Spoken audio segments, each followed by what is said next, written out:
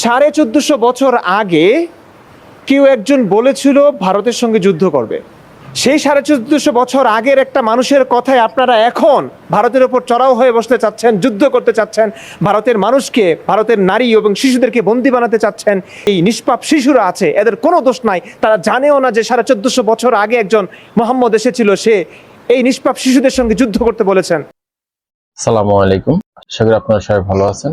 আপনি এতক্ষণ যার কথাগুলি শুনলেন, উনি এত সুন্দর করে গুছিয়ে যে কথাগুলি বললেন যে ভারতে নারী এবং শিশুদেরকে বন্দি করতে চাচ্ছে, গাওজে হিন্দের ওই হাদিসটি দেশে নিয়ে উদাহরণ দিলেন এবং ওই হাদিসটির মাধ্যমে নাকি মুসলিমরা ভারতের সাথে যুদ্ধ করার ইঙ্গিত দিচ্ছে। আমি প্রথমে বলি উনি একটা মিথ্যাবাদী। গাজওয়াতুল হিন্দের ওই হাদিসটায় এমন কোথাও নাই যে ভারতের সাথে যুদ্ধ হবে। প্রথমটা এটা ভুল, এবং ও এমন কোন একটা হাদিস দেখাতে পারবে না যেই হাদিসে বলা হয়েছে ছোট শিশুদের উপর নির্যাতন করার, ছোট শিশুদেরকে বন্দি করার বা নারীদের উপর নির্যাতন করার, এরকম কোরআন এবং হাদিসে কোথাও দেখাতে পারবে না। আমি চ্যালেঞ্জ করতে পারি, দেখাতে পারবে না। প্রতিবেশী রাষ্ট্র হিসেবে 100% তারা আমাদের বন্ধু। ভারত রাষ্ট্র আমাদের বন্ধু। ভারত রাষ্ট্রের ভিতরে যতগুলি মানুষ আছে, হিন্দু, বৌদ্ধ, খ্রিস্টান, সে যে ধর্মেরই হোক না কেন, তারা আমাদের বন্ধু। তবে হ্যাঁ, এখানে কিছু কথা থাকে। যেমন ধরুন, ভারতে একটা চ্যানেল আছে আর বাংলা, সেখানে একটা ব্যক্তি আছে ময়ূক রঞ্জন।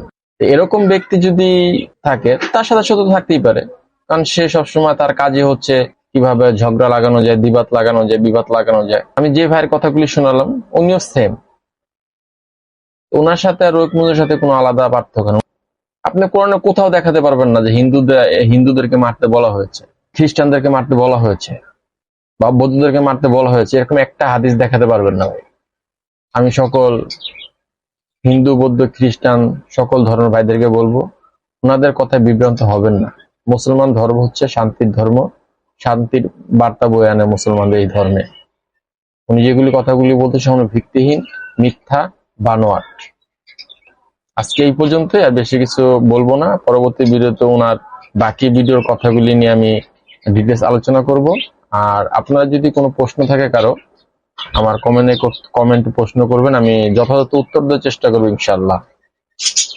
আর যারা আমার এই ভিডিওটি ফেসবুক থেকে দেখছেন, ফলো করে রাখবেন, এবং যারা ইউটিউব চ্যানেল থেকে দেখছেন, তারা অবশ্যই সাবস্ক্রাইব করে রাখবেন, পাশে থাকবেন ইনশাল্লাহ। আল্লাহ হাফেজ।